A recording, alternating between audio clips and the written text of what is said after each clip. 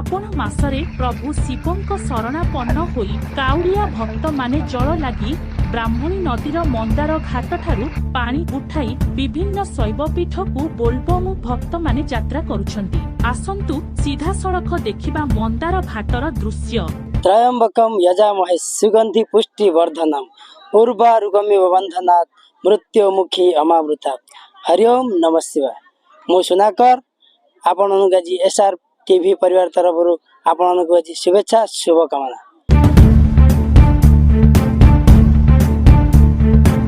पवित्र श्रावण मासर आज द्वितीय सोमवार।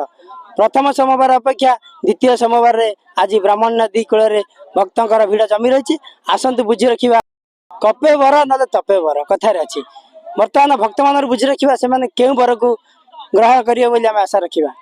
भाई परिचय मो नाम रतिकांत परिड़ा हाथीबारी करमल पंचायत हाथीबारी ग्राम आमर मैक्सीम 15 वर्ष खंडे आमर जो टीम चली गोटे जगार ब्राह्मणी नदी कूल उठेबू आम जेको शिव मंदिर जाकि आमर मनस्कामना रही जेको शिव मंदिर जाकि पानी आम ढेली पार। आम तो ये ब्राह्मणी नदी कूल अच्छु जो बाजीराव सेतु अच्छी से सेतु देकर आम जीवु आमर बाबा बोधेश्वर मंदिर जो भुवन जो अवस्थित अच्छी से जल लाई करके आसबू।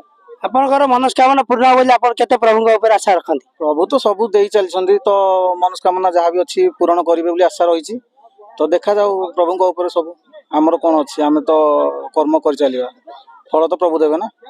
आपण चारि पाली रे जो आमर 5 पाली यात्रा रही बर्तमान 2 पाली बर्तमान जाइले आगामी पाली रे केउठा को जिबे बोली मनस्कामना करछि। सेमिति अच्छी आमर प्लान अच्छी आमर जो बाबा दौड़ेश्वर अच्छा करमल शैवपीठ जो अच्छी जो नदी कूल ब्राह्मणी नदी कूल से भी अवस्थित तो से आम जीव बोली स्थिर कर। आपनकर यात्रा सफल हो। जय शिव शंकर जय भोलेनाथ। बर्तमान आप देखुले काउडिया भक्त भिड़ मध्य किसी माँ एवं भौणी मैंने निजर ब्राह्मण नदी कूल जल उठाण कर कौन शिव मंदिर में जल लगी करेंगे। आसतु बुझी रखा आपण बर्तमान जो आसछन्ती जल लगी करने बर्तमान आप कौ उद्देश्य नहीं आसछन्ती कि कौन आप मनस्कामना रखिछन्ती।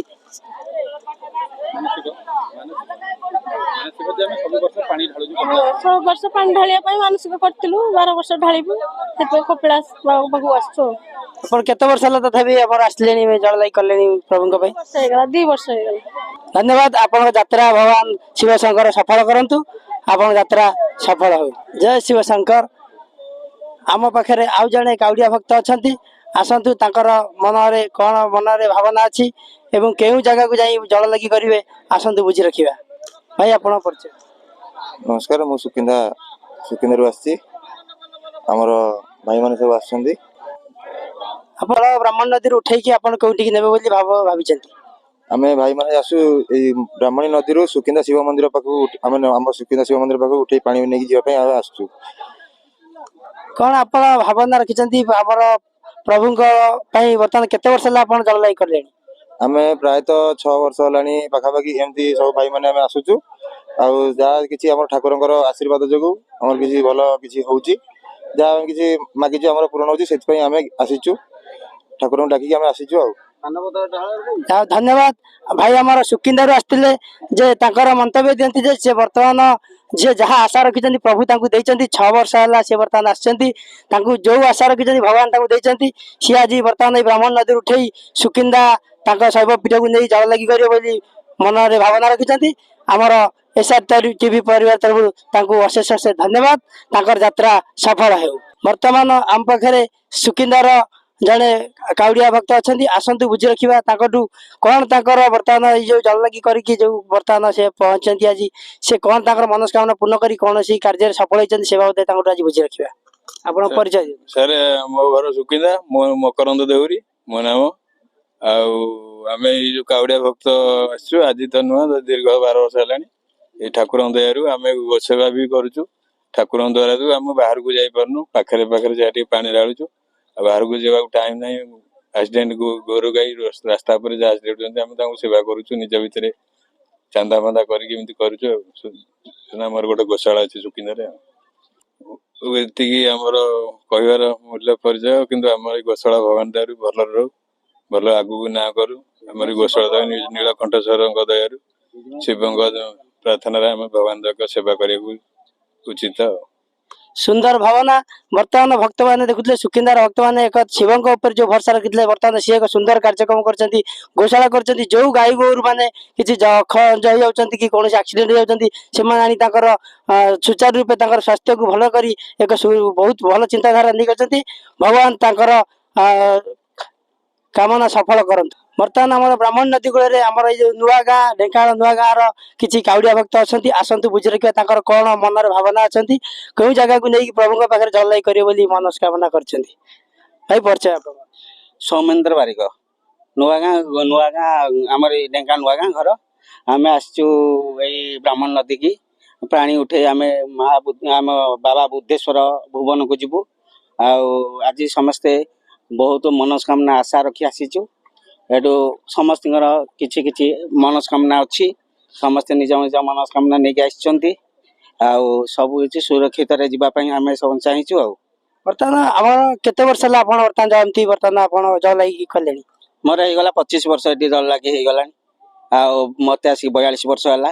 ମୋଠୁ ବହୁତ ଲୋକ ବି ଗଲେଣି ମୋ ସାଙ୍ଗସାଥି। ଏବେ ସବୁ ଛୋଟ ଛୋଟ ପିଲାମାନେ ବାହାରିଛନ୍ତି, ସେ ନୂଆ ନୂଆ ଜାଗାକୁ ଯାଉଛନ୍ତି।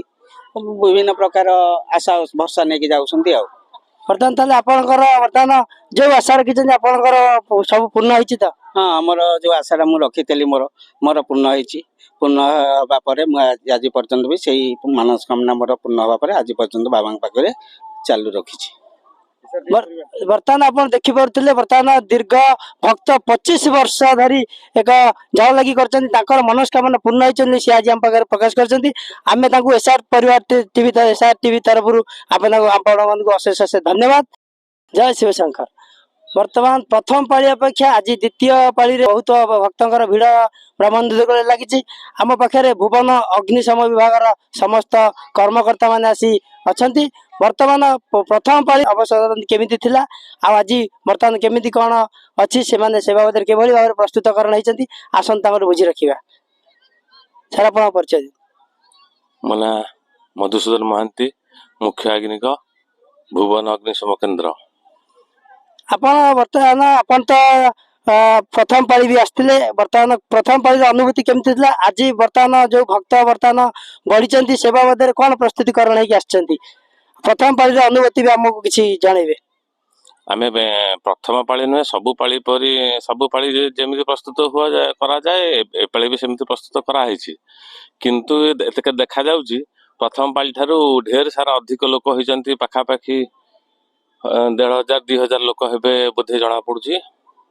ଆଉ ଆଗକୁ ବଢିବାର ବି ସମ୍ଭାବନା ଅଛି। ରାତି ସେରିକା ମାନେ ବେଶୀ ଲୋକ ବଢିବାର ସମ୍ଭାବନା ଅଛି। ସେ ଅନୁସାରେ ଆମର ଲାଇଫ୍ ଜ୍ୟାକେଟ ଆଉ କର୍ମଚାରୀଙ୍କୁ ସାଙ୍ଗରେ ଧରିକି ଆସିକି ଏଠି ନଦୀ ତୁଠରେ ଡ୍ୟୁଟିରେ ନିଯୁକ୍ତ ହେଇଛୁ। ଆଉ ବର୍ତ୍ତମାନ ଆପଣ ଦେଖିପାରୁଥିଲେ ଆମର ସମସ୍ତ ଅଗ୍ନିଶମ ବିଭାଗ ଭକ୍ତଙ୍କ ଭିଡ଼ ସକାଶେ ନିଜକୁ ପ୍ରସ୍ତୁତ କରି ରଖିଛନ୍ତି। ସେଥିପାଇଁ ଆଜି ଆମର ଏସ୍ଆର୍ ଟିଭି ପରିବାର ତରଫରୁ ତାଙ୍କୁ ଅଶେଷ ଅଶେଷ ଧନ୍ୟବାଦ।